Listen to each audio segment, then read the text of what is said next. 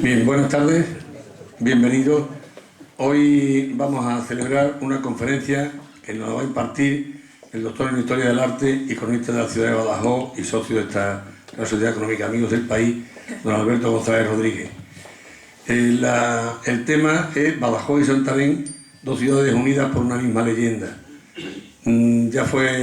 él la dio recientemente, o hace un mes o 2 meses, en Santarém, fue todo un éxito. Esperamos que la de hoy vuelva a repetirse, el éxito del cual ya estamos seguros que va a ser. Para presentarlo tenemos nosotros a la concejala de Cultura y teniente de alcalde, doña Paloma Morcillo, a la cual ya sin más demora le cedo la palabra. Gracias. Muchas gracias.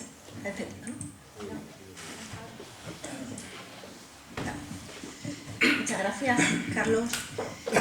Alberto, buenas noches. Buenas noches, queridos amigos, general, delegado de defensa, queridos compañeros de corporación, escritores, historiadores, miembros de la económica. La verdad que para mí, hoy he hecho ya en estos 2 años en el cargo alguna presentación, es una presentación difícil. Yo creo que es compromiso y es difícil. Cuando Alberto, hace unos días, en uno de los sitios que yo creo que más nos gustan a nosotros, fue en la Feria del Libro, entre libros, entre papeles, me pidió, oye, ¿por qué no vienes tú? ¿Por qué no me presentas? Tú me conoces, me gustaría, vente a la económica. La verdad es que yo aquí me siento como en mi casa, tengo que decirlo. Pues yo le dije, perfecto, Alberto, cuenta conmigo, que aquí estoy. Pero cuando uno luego se va a casa y piensa, dice, madre mía, es una presentación difícil, yo creo que difícil,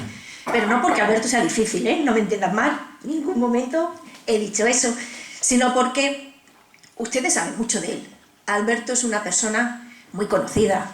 es doctor en arte, es historiador, articulista, tiene infinidad de libros, y decir el nombre de Alberto González en un auditorio, en una ciudad como Badajoz, incluso fuera de Badajoz, o en un auditorio como este, pues ustedes me dirán, bueno, nosotros ya lo conocemos, ¿qué nos puedes contar tú? Yo solo le voy a contar una pequeña experiencia personal que yo tuve con Alberto. Yo no sé si él lo recordará. Alberto y yo nos conocimos, como ya he dicho, que nos hemos reencontrado años después. Nos conocimos entre libros, en una feria del libro. Entonces, la feria del libro, y está aquí Pepa, que yo creo que también ella se acuerda, una feria del libro que entonces ya se celebraba, era de los primeros años, el año que se celebró en Castelar. Y allí en Castelar, recordando, pues, entre libros, ya digo, entre papeles, ese parque tan literario, como yo siempre he dicho, de la ciudad, bueno, pues Alberto empezó a contarme historias de la ciudad. Él me contaba historias de Carolina Coronado, me contó historias del parque, me contó historias de libros, de papeles. Íbamos acompañados también por un amigo común, Joaquín González Manzanares, ustedes también lo conocen, y Joaquín y él de pronto me acercaron a una figura, para mí, si era verdad, que lo conocía de oída, algo sí sabía, pero ellos me lo acercaron de una manera especial. Fue Godoy. Joaquín empezó a contarme la pasión de Godoy por los libros, esa pasión que Joaquín además ha defendido siempre y la Unión de Bibliófilos ha manifestado en alguna exposición. Y Alberto me empezó a contar esas historias de Godoy, cual biógrafo suyo, incluso Pepa, yo creo que miembro de su familia, él empezó a contar muchas historias de Godoy. Entonces me di cuenta, yo era realmente una jovencita, él era muy jovencito, y la diferencia es que yo no sabía absolutamente nada, había vuelto de Madrid después de estudiar allí la carrera de periodismo, y él ya digo que era muy jovencito y sabía realmente mucho, sabía muchísimo. Desde entonces, mi fascinación personal por Alberto, él lo sabe, es, yo creo, un amor incondicional, porque siempre que lo necesitamos, siempre está allí. Incluso el otro día en la Feria del Libro lo he asaltado, literalmente asaltado, y le he dicho, Alberto, necesito una cosita, porfa, estamos preparando, saben ustedes que se va a celebrar el milenio de la ciudad de Badajoz, estamos haciendo algunos actos, no vamos a desvelarlo todo, hasta aquí podemos leer, pero sí es verdad que a Alberto le encargué entonces una cosa, y le dije, ¿qué te parece? Porque es realmente un asesor fantástico, y yo siempre le consulto, y me dijo, fenomenal, no te preocupes que lo tendrá. Y no pasaron más de 48 horas cuando en el ordenador yo recibí un correo y me dijo, aquí tienes lo que me has pedido. Ya le digo que no era solo el titular lo que yo le pedía. Me pasó un estudio detallado, una introducción, unos textos, un índice, que es verdad que hay que desarrollar, pero yo no sé esa capacidad además que tiene de trabajo que tiene Alberto. Hace un momento, tu mujer y yo hemos hablado un ratito, y entonces yo decía que trabaja mucho, y Alberto cuenta muchas cosas, y es magnífico comunicador, conversador, y ella decía, en casa os pasa a todos igual, en casa no tanto, porque en casa Alberto se encierra a trabajar,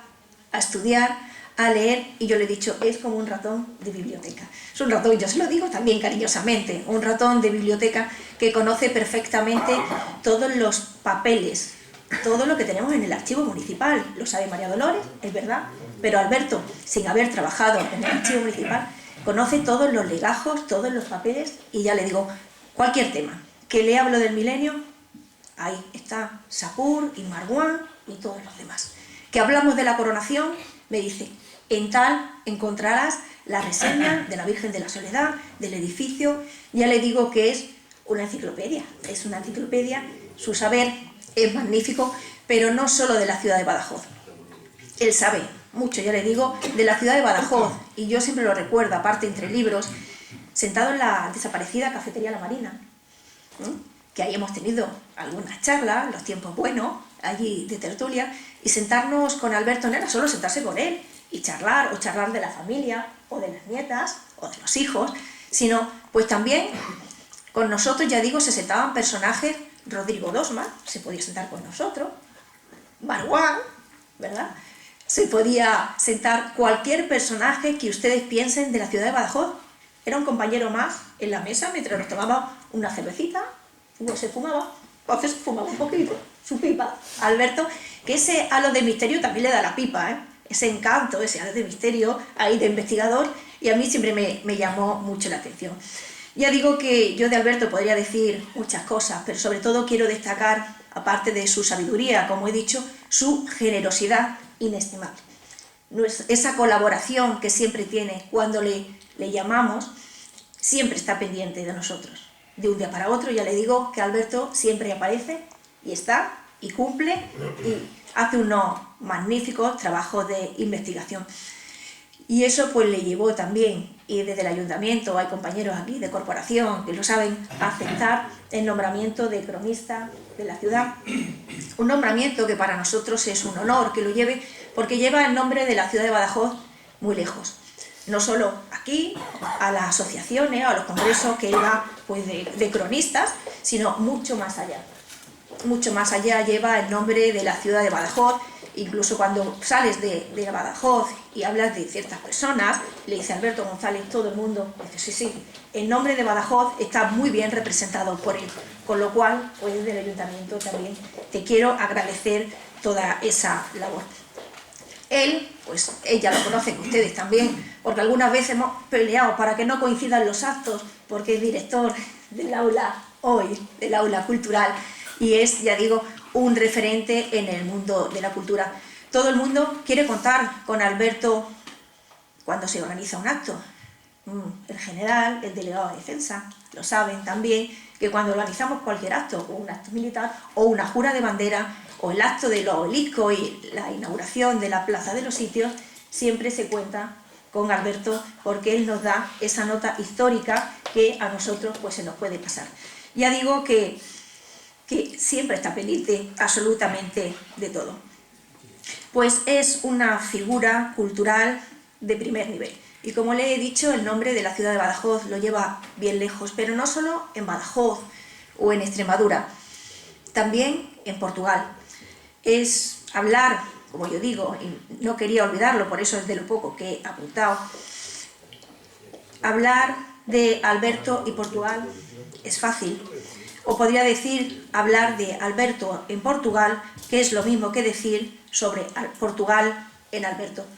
Ellos tienen ahí una simbiosis, se conjugan perfectamente y todos sus trabajos, estos trabajos que tienen, que yo no he querido nombrar, es más, me han visto que no he querido traer ningún título de obra, de artículo, porque son infinidad las referencias. Ya le he dicho, si en Google ponen Alberto González Cronista salen 158.000 referencias.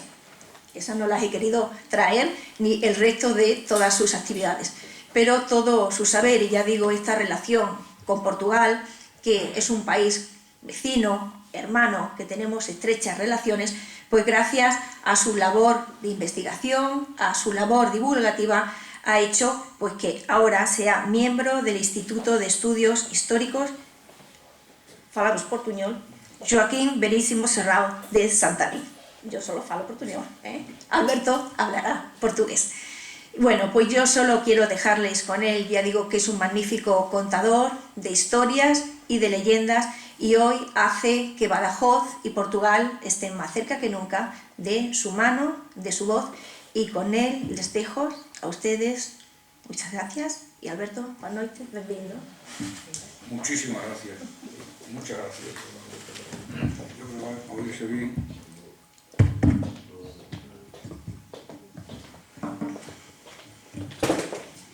Cada uno sabe un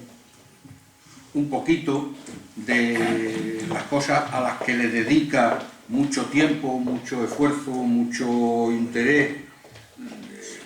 A veces parece que uno sabe más de lo que sabe o sabe menos de lo que sabe, según lo administre. Pero una cosa no podrán ustedes negarme, y es que si algo sé es escoger presentadores. Eso no podrán ustedes negarme, que no he sabido hacerlo. Se nota que somos amigos. Muchísimas gracias. Es cierto todo lo que ha dicho de las relaciones de hace mucho tiempo, de las confidencias y de esos cafés compartidos con Rodrigo Dosma y con otros cronistas. El interés y el cariño lo que nos ha llevado a eso. Muchísimas gracias. Y muchas gracias también a esta casa, que es la mía, por acogerme para hablar de un tema en el que todos coincidimos en cuanto a su cariño y a su conocimiento y a su gusto y al interés por Portugal. Tiene su origen, lo ha comentado Paloma, en un trabajo que yo presenté en este centro de investigación ligado a la Real Academia, a la Academia de la Historia de Portugal, y me pareció que era interesante también pues exponerlo en Badajoz, porque hay una simbiosis curiosa de realidades que ponen de manifiesto que efectivamente, si muchas veces es quizá desde un planteamiento un poco anecdótico que hablamos de Portugal, de los portugueses, si tenemos hecho también un poco el tópico de la figura del portugués visto en España, igual que el portugués lo tiene de los españoles vistos de Portugal, y es el origen de esta intervención, que se le puse como título Badajoz y Santarém, dos ciudades unidas por una leyenda. La leyenda, como se ha estudiado en el campo de la antropología, pues ustedes saben, permítanme un expolio, que de ordinario yo no utilizo papeles, hago algunas fichas para el desarrollo de mis intervenciones, pero en esta ocasión he querido traerme la literalidad del trabajo que hice, primero porque tiene una estructura más seria y segundo porque va a ceñirme mucho más a las manillas del reloj, porque yo el campo es tan amplio que como me conozco sé que posiblemente incurriría en alguna dispersión y en algún minuto de más. Y por eso casi voy a leerlo literalmente. Decía que la leyenda es una realidad sociológica, cultural, intelectual, que recoge y transmite bajo presentación fabulosa el pasado y la tradición de los pueblos. Además de un género literario de extraordinaria belleza y valor etnográfico, la leyenda es también fuente para conocer la historia, pues la fantasía de esas historias míticas que constituyen las leyendas casi siempre, por no decir siempre, encierra un pozo de verdad al basarse lo que se cuenta de manera narrativa en hechos acaecidos realmente. Es curioso, además, que unas mismas leyendas, bajo distintas envolturas, se dan en distintas culturas y en distintos países,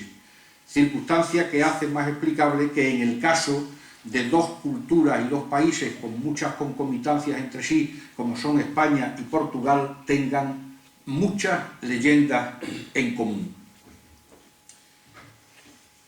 Como viejas ciudades con raíces que hunden su actividad en la más remota antigüedad, la ciudad española de Badajoz, tenida antiguamente, tema muy debatido, por la Pax Augusta romana o por la abadía prerromana, de mano de aquellos corógrafos y aquellos cronistas de la antigüedad, a partir sobre todo de Rodrigo Dosma, que ponían el acento en darle la máxima antigüedad a nuestra ciudad desde el entendimiento de que cuanto más vieja es una población es más importante o es mejor, pues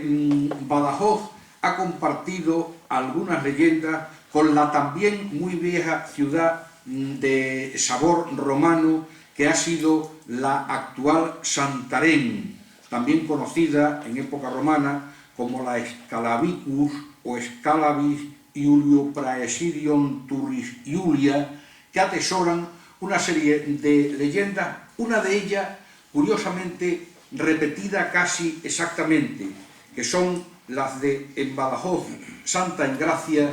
y en Santarém Santa Irene, misma leyenda atribuida a las dos localidades como un episodio ampliamente narrado por numerosos historiadores, cronistas y otros estudiosos hispanos, tanto lusitanos como españoles, bajo distintas versiones. Casi todas las leyendas tienen también esta característica, pero muy en particular estas dos, que no son sólo algo de transmisión oral, no son sólo algo encarnado en la entraña del pueblo, sino que también ha tenido sitio en los libros, en los documentos, en los testimonios de los estudiosos. Según el cronista badajocense, no era badajocense, era sevillano, pero hizo un trabajo muy importante sobre Badajoz, Ascensio de Morales, que en el siglo XVIII repite aún las versiones de esta leyenda más antigua, existieron en España y la Iglesia celebró oficialmente 3 santas distintas con el mismo nombre de Santa Engracia. Resumiendo mucho la exposición de lo que dicen los textos, estas 3 santas Santa Engracia fueron la zaragozana, la que en las crónicas se llama como Césara Augustana, cuya vida se da por sabida bajo diversas versiones,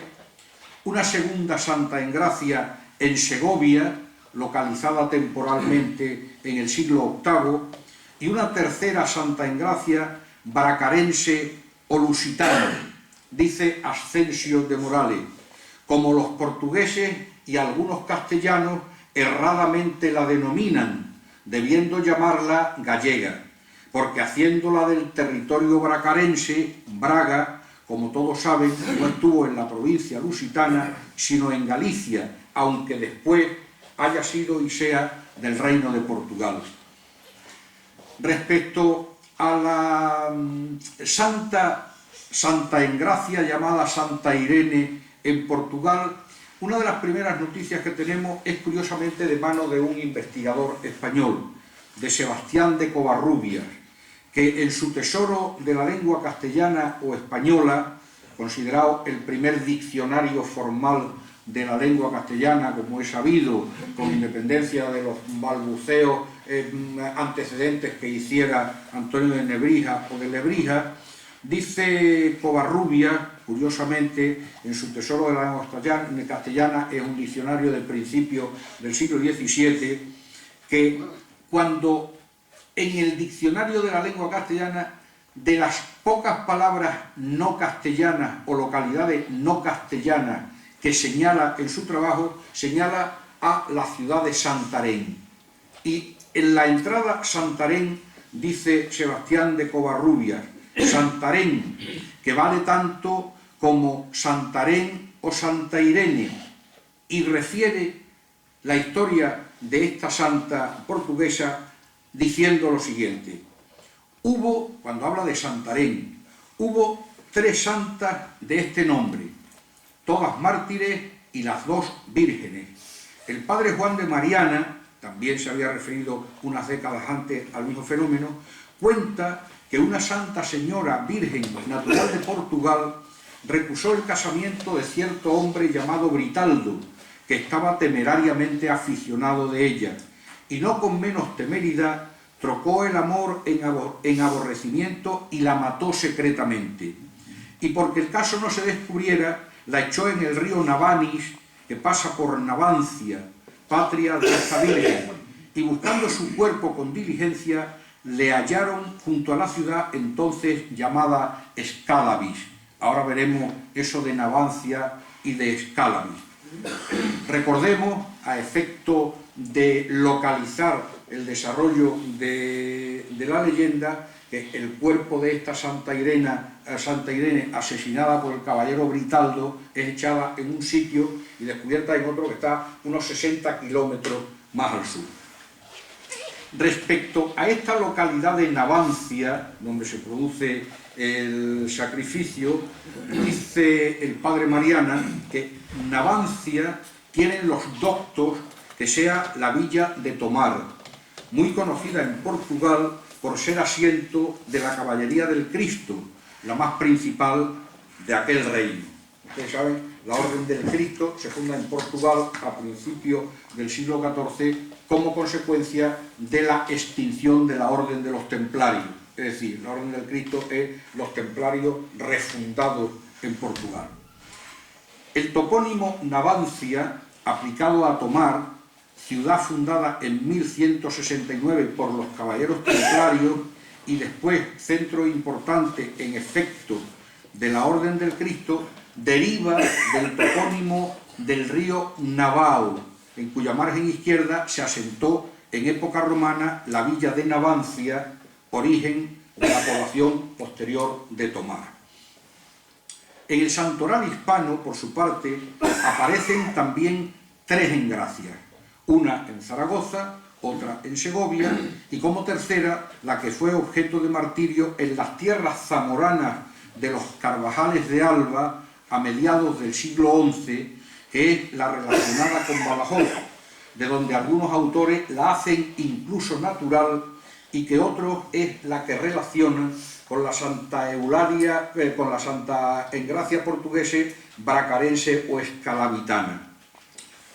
Bajo tal multiplicidad de versiones, la historia de Santa Engracia no fue sólo una leyenda de perfiles fabulosos,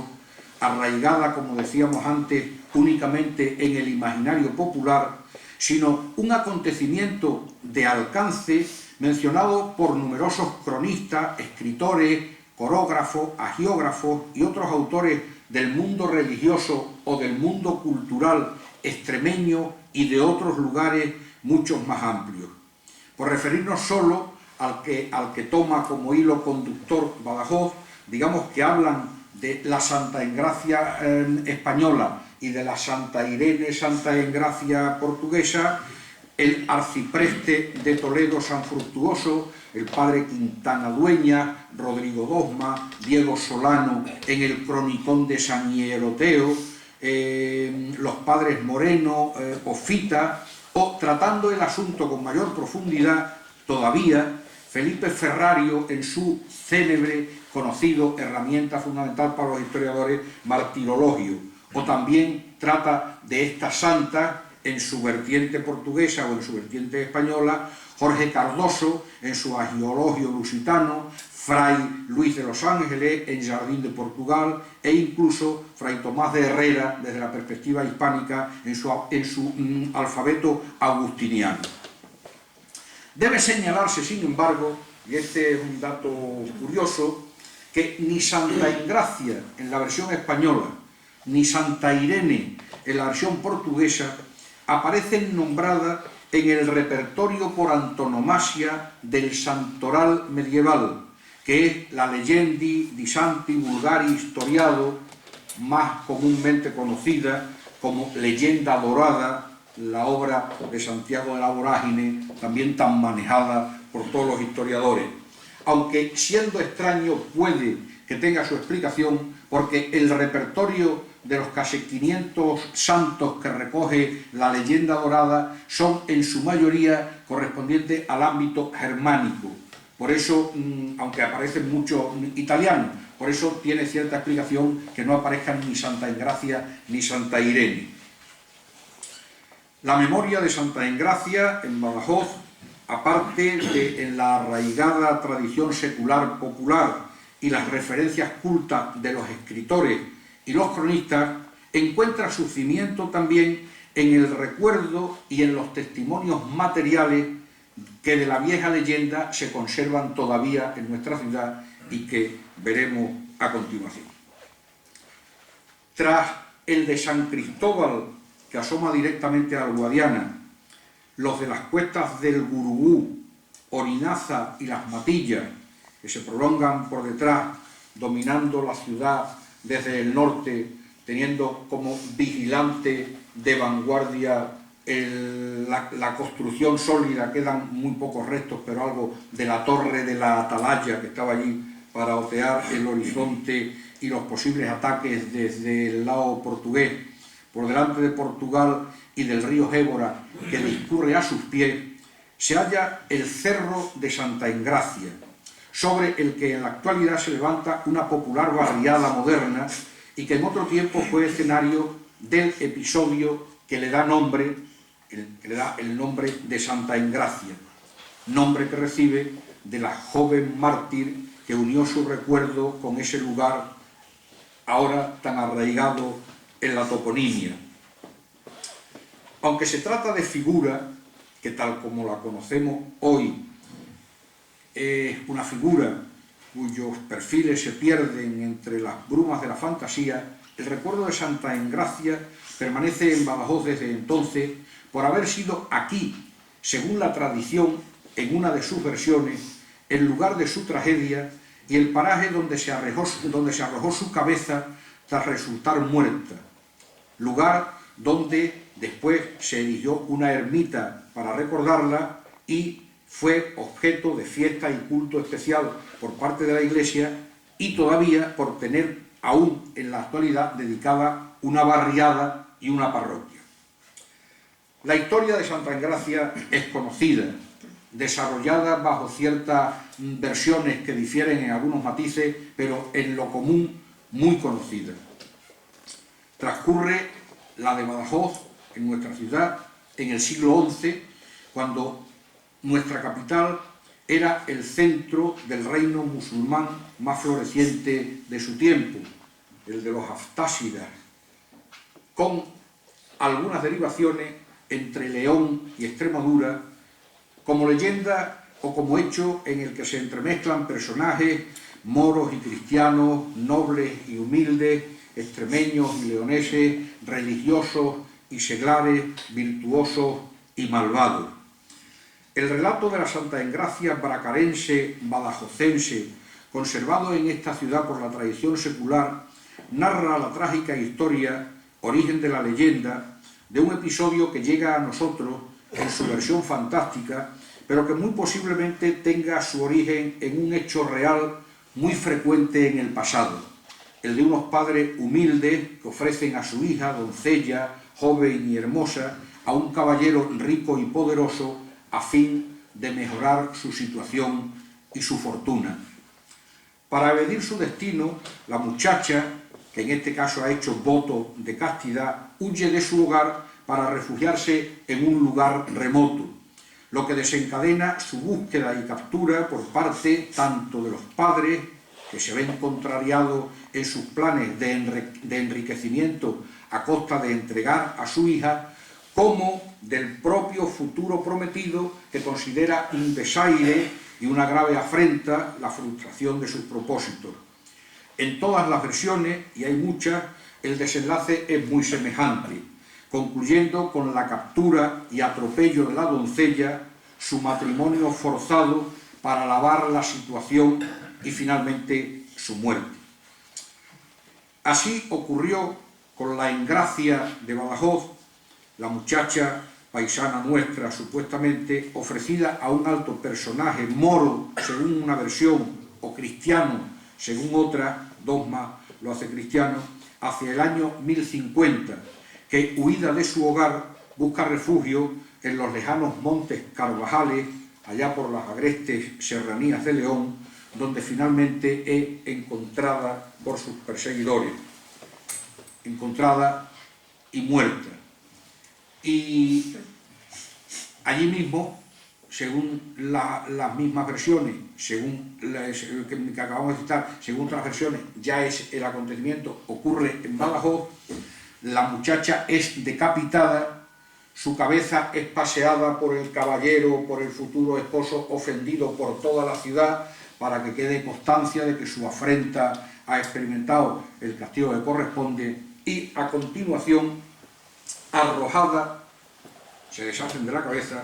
arrojada a una laguna existente por aquel tiempo junto al río Guadiana, en las traseras del Cerro de San Cristóbal, lugar que desde entonces fue llamado Santa Engracia en memoria de la mártir. Testimonios cartográficos y otras referencias historiográficas certifican que efectivamente, si no exactamente arriba, por las cercanías hubo algún tipo de lago o laguna, aunque también hay otra segunda versión en relación con el sitio donde se deposita la cabeza. La cabeza de Santa Engracia, estamos hablando, mediados del siglo XI, le es cortada y es arrojada a la laguna esta o a un pozo, como veremos después. Pasado un tiempo, el episodio pasado algún tiempo, un pastor que apacentaba allí un rebaño vio que sus ovejas se alborotaban ante un fuerte resplandor que surgía del fondo de la laguna, y cuando se acercó a ver qué pasaba, observó que ese resplandor salía, era un potente halo que rodeaba la cabeza de la santa, que estaba levitando, estaba saliendo del sitio donde había sido arrojada, lo que naturalmente organizó el revuelo que se puede pensar en la ciudad. Algunas versiones dicen que el lugar donde se arrojó la cabeza no fue una laguna, sino un pozo conocido como Pozo de las Virtudes. Sea como sea, lo cierto es que en la laguna de la que tenemos conocimiento testimonial, o en el Pozo de las Virtudes, del que por cierto muy recientemente se han encontrado también algunos supuestos indicios en los trabajos que se están realizando de catas arqueológicas y de estudio de la zona con motivo de las obras de adecuación del fuerte de San Cristóbal. Para conmemorar el milagro sobre el lugar en que se había producido, se levantó de mano de la fe popular una pequeña ermita que con el transcurso del tiempo fue siendo mejorada por la intervención de una serie de donaciones económicas por parte de personajes y de personajes pudientes de la ciudad y de la propia institución, de la propia autoridad religiosa, porque el obispado toma parte también en la cuestión. La cabeza aparecida milagrosamente fue custodiada en una mascarilla de plata que se conservó durante un tiempo en la propia ermita del Cerro de San Cristóbal, donde fue venerada hasta que en el siglo XVI esta reliquia fue trasladada a la Catedral de San Juan Bautista, donde estuvo también durante bastantes años, hasta siendo objeto muy apreciado de veneración de la gente, hasta que con el tiempo su culto fue cayendo en desuso, desplazado por otras devociones y por los cambios sobrevenidos en la liturgia, en particular numerosos breves pontificios que da el pontífice Urbano VIII a mediados del siglo XVII, en virtud de los cuales se reducían las fiestas establecidas de precepto, que habían llegado a ser prácticamente una por cada día, y se retiraba a los ordinarios de cada diócesis la posibilidad de establecerlas. con lo cual la celebración de Santa Engracia, junto con la de otros muchos personajes, objetos de veneración en Badajoz, San Atón, San Roque, San Marcos, San Marceliano, San Blas, San Gil, que tenían fiesta de celebración propia en el ámbito religioso, fueron decayendo en beneficio de otras o simplemente como consecuencia de lo que pudiéramos llamar limpieza del calendario que estaba tan recargado de fiestas religiosas. Aspecto interesante al que me refería al principio es que la devoción y el culto a Santa Engracia no fue solo por parte de las capas populares de la población, que son las tradicionalmente consideradas como más permeables pues, a este tipo de cosas, sino que arraigó también con mucha fuerza en la nobleza y en los sectores más cultivados de la sociedad,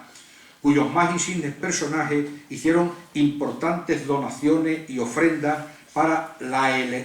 erección, la dotación y el cuidado y mantenimiento de la propia ermita en su fábrica, de retablos, de los adornos, de la cera que se consumía. Es curioso porque efectivamente cuando uno se mete en los archivos y hurga con los bigotes entre los legajos, pues casi siempre se encuentra documentación referente a todo.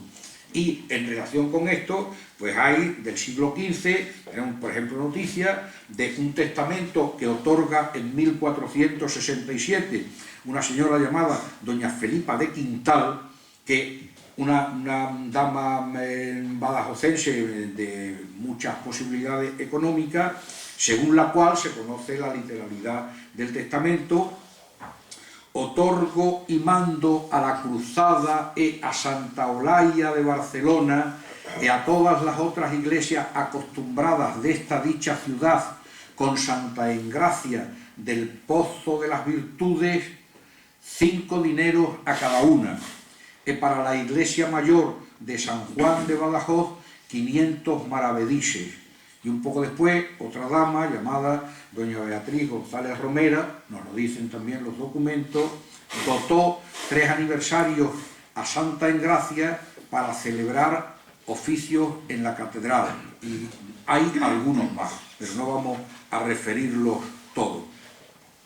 En el ámbito religioso, el sínodo celebrado en 1503, en tiempos del obispo Alonso Manrique, uno de los grandes obispos de la diócesis pacense, decretó para Santa Engracia el culto particular, solemne, especial, con fiesta el día 3 de abril, festividad que luego se trasladó al 16 de abril, donde actualmente se conserva todavía. Hoy Santa Engracia se celebra el día 16 de abril.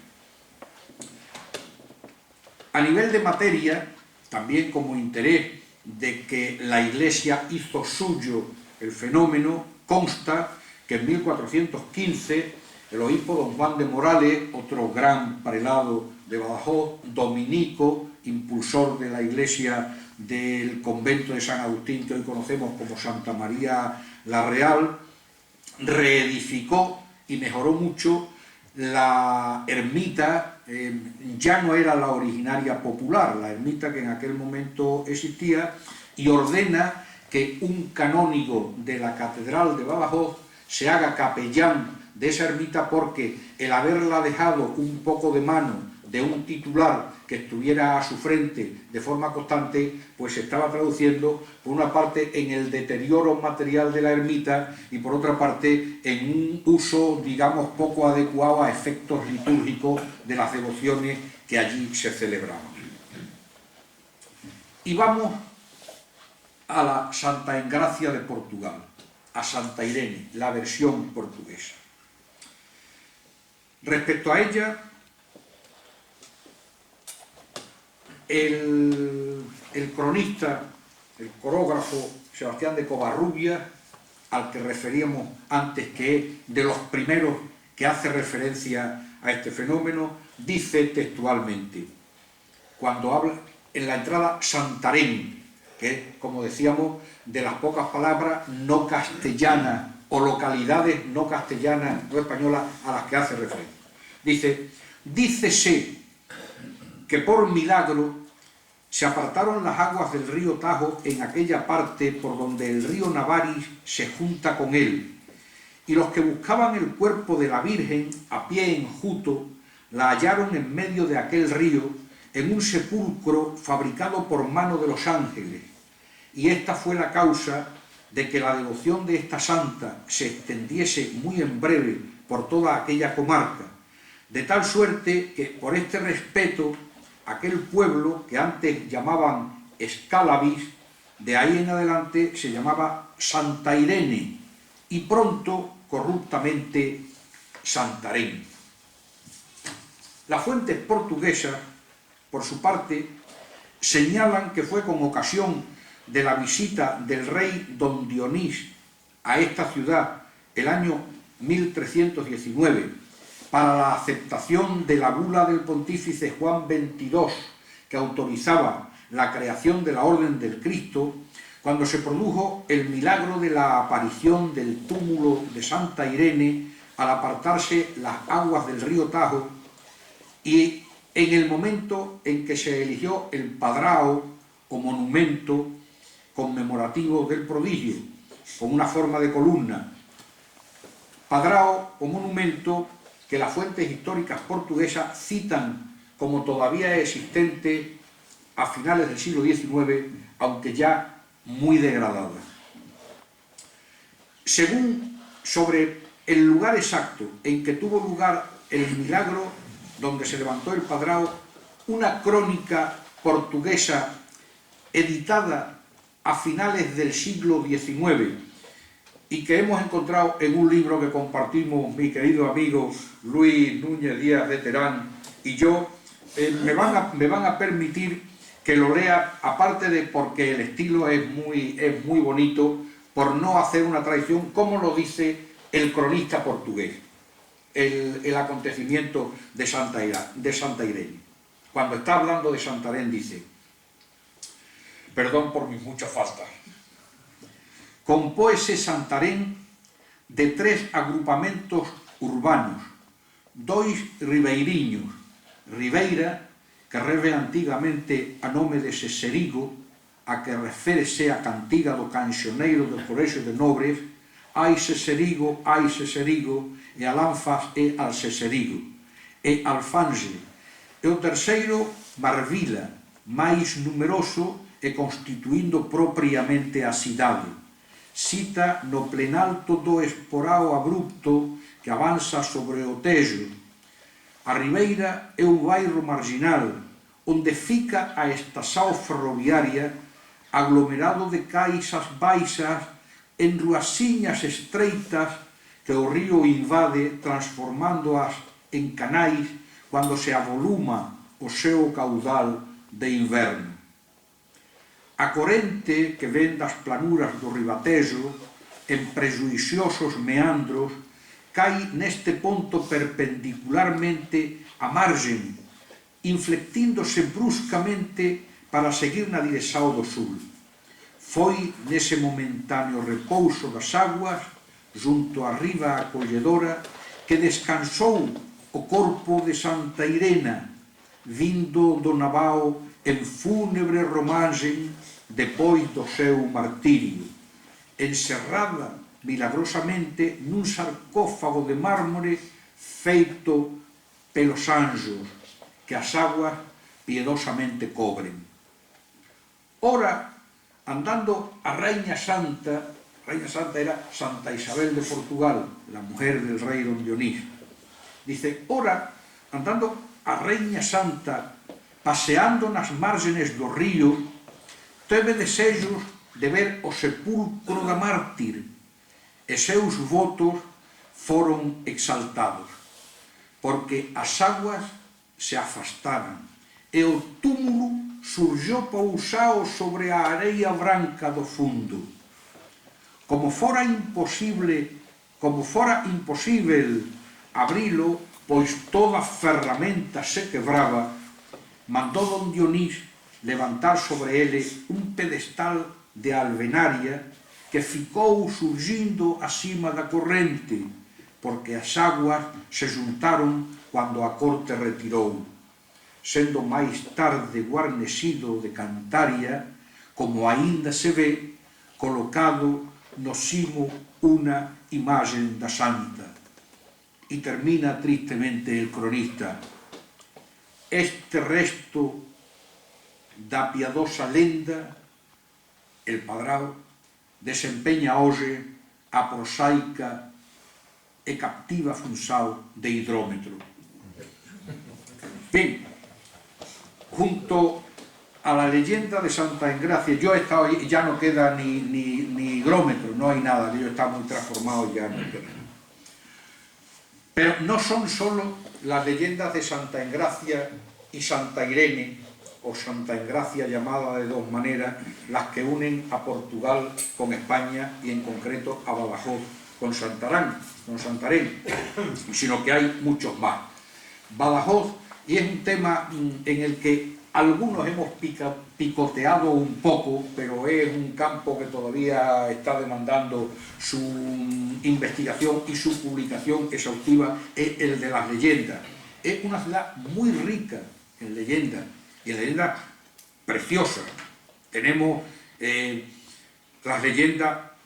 curiosas, de uno de los santos más conocidos y más nombrados de Badajoz, que no era de Badajoz, San Gatón. O tenemos las leyendas de San Sisenando, o la leyenda preciosa del milagro de la fe, localizada en el ámbito de las luchas entre los portugaleses y los bejaranos, o la leyenda de San Roque, uno de los episodios de San Roque, que por cierto ese sí está recogido en la leyenda dorada de Santiago de la Vorágine, o las leyendas de San Marco y el toro, que se repiten casi exactamente en muchos pueblos de Portugal, o la leyenda preciosa y heroica de San Marceliano y San Marco, que juntamente con una mujer fuerte, María la Sanginesa, evitaron la explosión del polvorín en el castillo. O tenemos en el campo profano las leyendas de Augusta Serena, o la de las bailarinas del rey Mudafar, o la preciosa leyenda del collar de la paloma, o de la diablesa de Badajoz, que también tiene una réplica en Santarém, o la leyenda de los peces de María Esteban, o la leyenda del pozo de los alunados, o de la caldera del portugués, de las puertas de la traición, la leyenda de la tarasca. Y aunque yo hoy aquí no he venido a hablar de mi libro, permítanme una pequeña referencia a mi libro Las mujeres en la historia de Badajoz, donde se cuentan cada una de estas leyendas, que casi todas fueran protagonizadas por mujeres. Vamos a terminar haciendo relación, porque las españolas podemos encontrarlas con más facilidad, las de Badajoz. Tres leyendas de Santarém que son un reflejo de la imagen que tenemos los españoles, imagen en concreto los badajocenses de Portugal. Es decir, nos van a dar un perfil porque son muy curiosas. Una de ellas, también muy extendida, 4 o 5 versiones, están recogidas ya, por ejemplo, en las cantigas de Alfonso X el Sabio, Gonzalo de Berceo también la recoge, el propio Cervantes en una de sus obras, en los tratados de Persiles y Segismunda. Pero vamos a ver la versión portuguesa del milagro del Santísimo Sacramento, que es una de las más arraigadas en Santarém, porque está recordada en una iglesia pequeña pero muy bonita. En su versión de Santarém, el milagro del Santísimo Sacramento fue vivido por una sencilla mujer santarense, ofuscada por los celos, protagonista de un sorprendente prodigio, cuya memoria se conserva en una pequeña capilla que se levantó en 1654 y que todavía existe en la Travesa das Esteiras, escalavitana, sobre el lugar donde se encontraba la casa que habitaba la mujer protagonista del milagro. Según lo narra literalmente el padre Ignacio da Piedade, que es uno de los cronistas de Santarém, el suceso ocurrió a mediados del siglo XIII. Fue el caso que una mujer celosa de su marido, que andaba con otras mujeres, requirió la mediación de una hechicera judía a fin de recuperar el cariño y la lealtad de su marido fugado.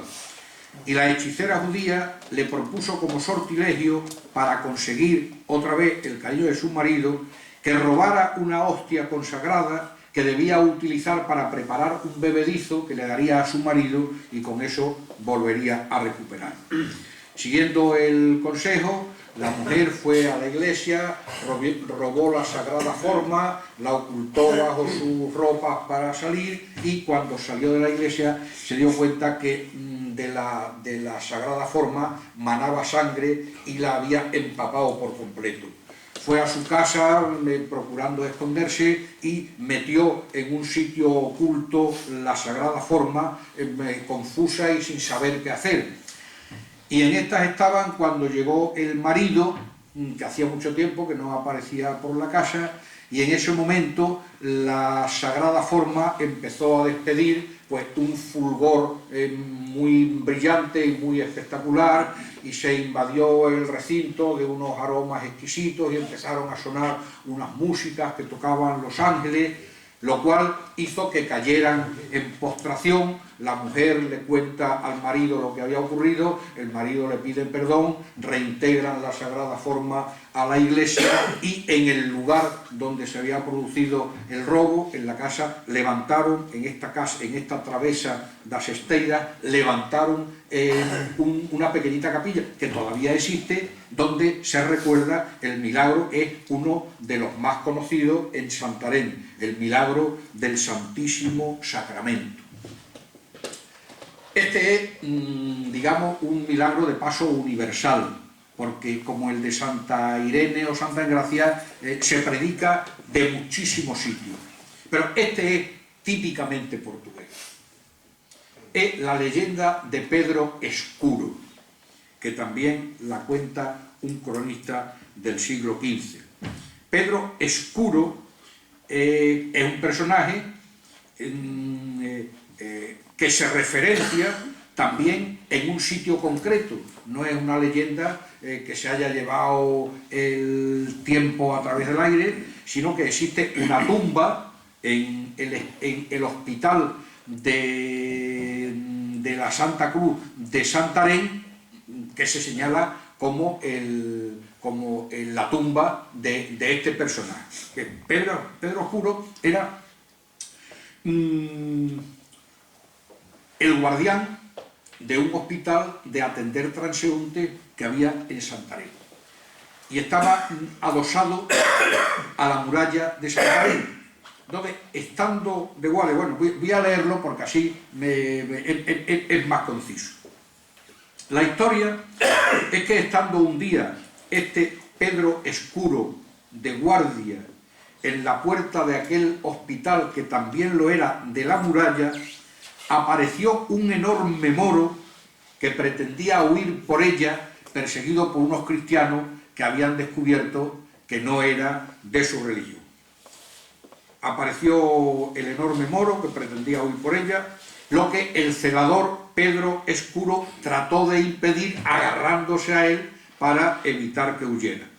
Hubo una pelea y el moro, que era mucho más grande, consiguió rechazar al Pedro Escuro que trataba de detenerlo y salió corriendo.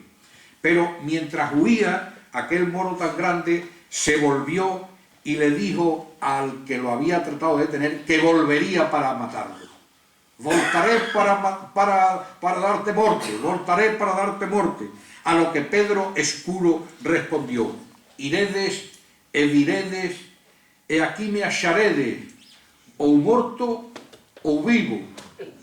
Y dijo, expresó su deseo de que lo enterraran en aquella puerta. Y no en la puerta, está en una dependencia dentro del hospital, y dice la crónica portuguesa que narra, dice: e parece que o mouro no voltou. Otra muy conocida en su segunda parte, El general seguro que conoce la segunda parte, pero a lo mejor conoce menos la primera porque es menos conocida, aunque hace referencia no a Melilla sino a Ceuta, pero igual le suena por aproximación. Es de otro personaje también típicamente portugués. Y también tiene el centro de su interés en Santarém, aunque es un tema de la historia nacional portuguesa. Como dice también el cronista que lo recoge, un esforzado portugués, cuya historia está recogida no solo en este cronista que yo refiero, sino en más textos. Es la historia de don Pedro de Meneses, un personaje que es portugués de segunda generación, pero con antecedentes desde la batalla de las Navas de Tolosa en esforzados caballeros y en muy ilustres linajes españoles. Don Pedro de Meneses. Uno de sus antecesores fue, por ejemplo, el Tello de Meneses, que erigió el castillo de Alburquerque, troncado por los condes de Pimentel y con mucha Fue el segundo conde de Viana do Alentejo y el primer conde de Vila Real de Santo Antonio, y fue el primer gobernador portugués de Ceuta, cargo que ejerció durante 22 años. Murió en 1437, cuyos restos, junto con los de su esposa, doña Beatriz Cutiño, reposan en la iglesia de Nuestra Señora de Grasa de Santarém, figurados en unas preciosas estatuas yacentes tomadas de la mano, como la que hizo después Juan de Ávalos de los Amantes de Teruel y otras, bajo un suntuoso arcosolio en el que, entre exuberante decoración gótico flamígera, figura el mote aleo, que tiene una doble significación. Por una parte sería traducido al castellano esforzado, valeroso, aleonado, o más correctamente leonino, porque parece que era un hombre muy echado hacia adelante, un hombre muy fuerte, y al mismo tiempo aleo es el nombre en portugués de una estaca o de un garrote, preferentemente de acebuche o de olivo, que tiene un papel importante también en la leyenda. Este mote de aleo se refiere al hecho de que, estando en cierta ocasión este conde de Viana jugando al truco con el rey don Juan I, el truco era darle con un palo a una pelota o a otro trozo de madera bajo distintas fórmulas, pero el instrumento es un garrote o un palo con el que se le daba a algo. Bien, pues estando jugando este personaje con el rey don Juan I, el de la batalla de Aljubarrota, notó el don Pedro de Meneses que el rey estaba preocupado y que no se centraba en el juego. Cuando le preguntó el motivo de su preocupación,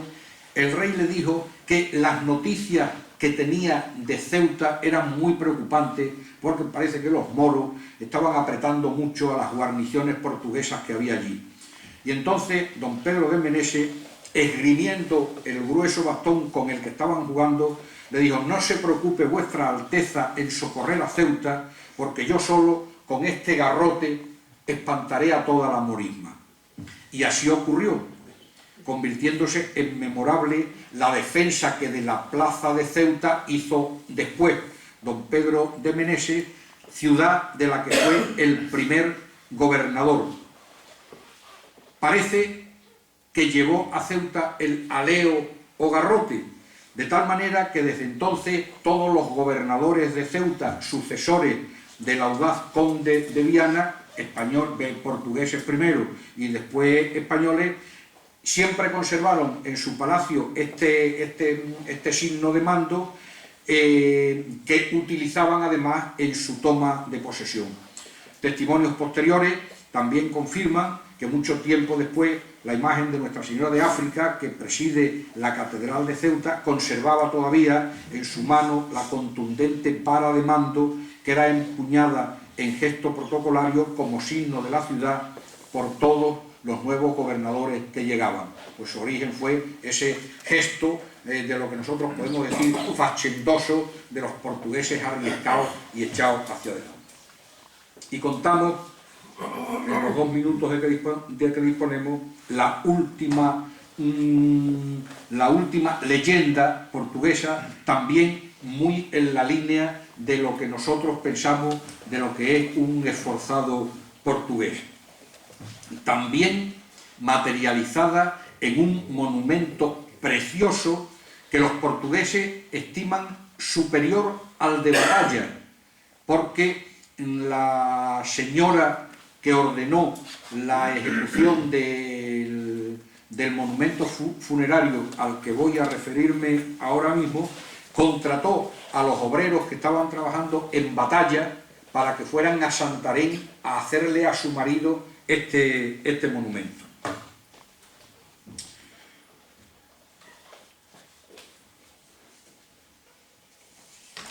La aureola legendaria de este monumento es que, bueno, vamos a decir el nombre, estamos hablando de don Duarte de Meneses, que era nieto de don Pedro de Meneses, el del Aleo. Fue también a tierras africanas acompañando a otro rey portugués, en este caso Alfonso V, cuyo apodo es precisamente el africano, Alfonso V el africano, y estando en una misión, pues le ocurrió la peripecia que motivó que la esposa ordenara la erección de ese monumento. Su aureola legendaria es que la esposa del caballero al que estaba destinado sabía muy bien que el personaje destinatario en cuya memoria y homenaje ordenaba construir aquel sepulcro no podría ser ocupado jamás, por la sencilla razón de que ningún resto quedaba del destinatario. La razón de ello fue su desaparición por heroico comportamiento en una acción de guerra acaecida también en los campos de batalla de Marruecos el 24 de marzo de 1464.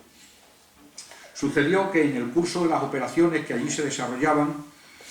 los portugueses, enfrentados a los moros en el ámbito de la ciudad de Ceuta,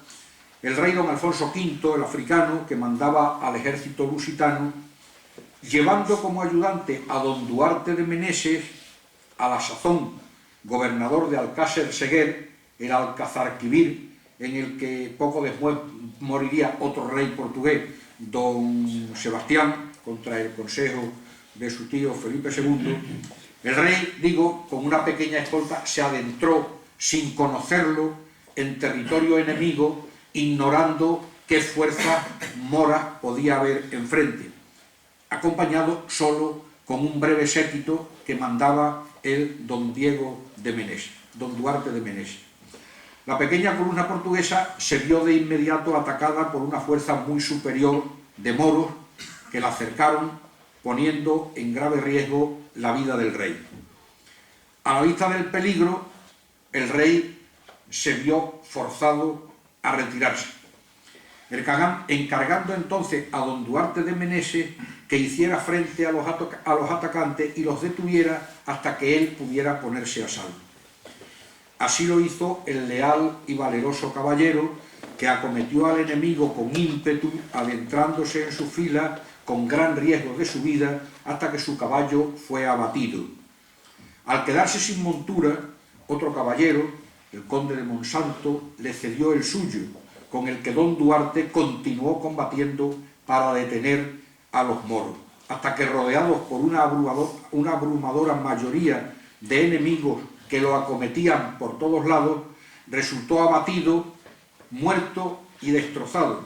hasta el extremo que de su cuerpo no se encontró después ni el menor resto. Pese a ello, su esposa decidió hacerle un monumento funerario. El único vestigio que se conservaba y que se destinó a ponerlo en el monumento fue un diente que su esposa conservaba como recuerdo en un relicario, y fue para tan pequeña parte del personaje que su esposa,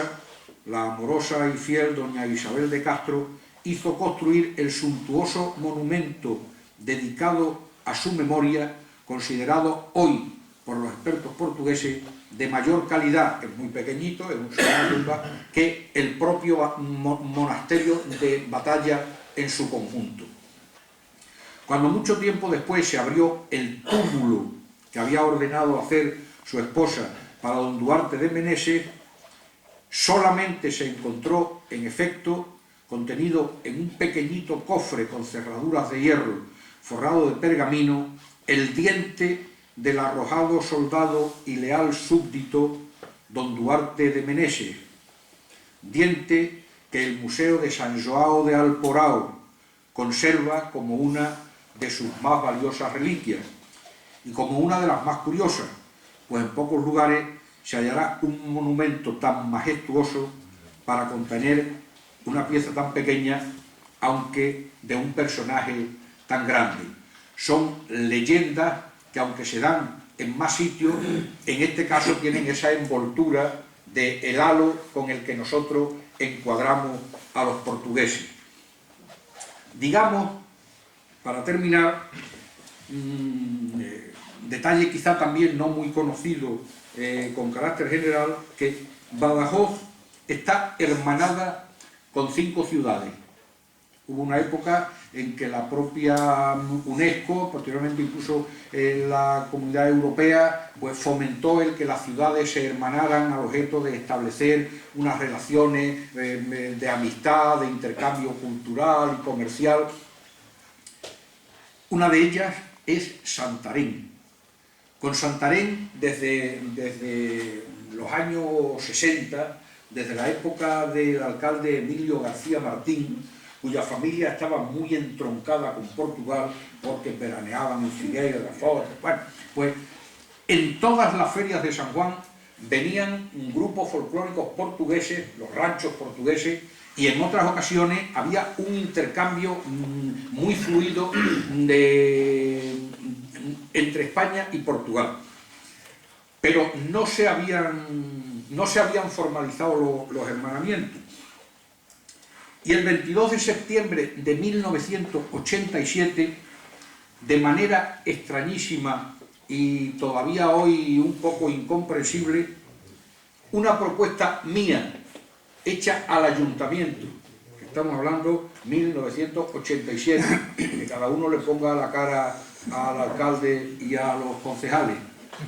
En 1987 yo hice la propuesta con un exordio parecido, de que, hombre, las relaciones, y se formaliza,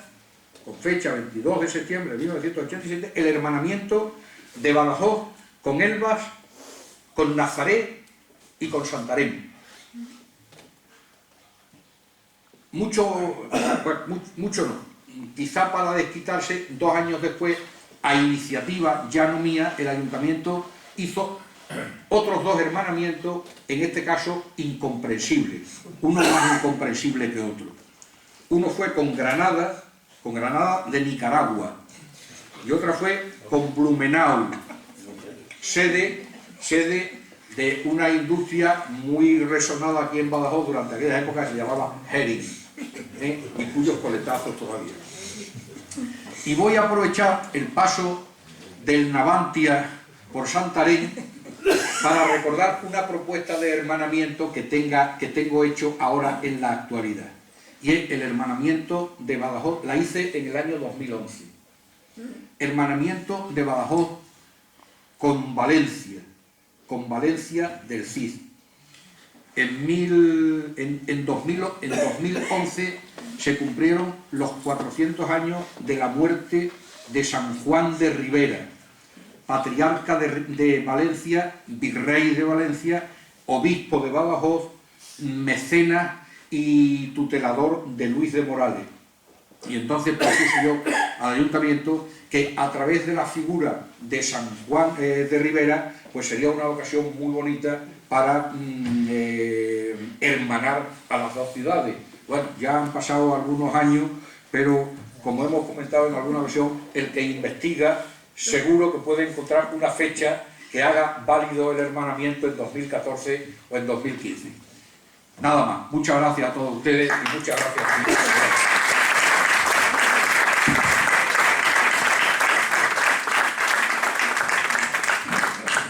Bueno, muchas gracias, Alberto. Como viene siendo habitual en todas tus intervenciones, nos acaba de dar otra lección magistral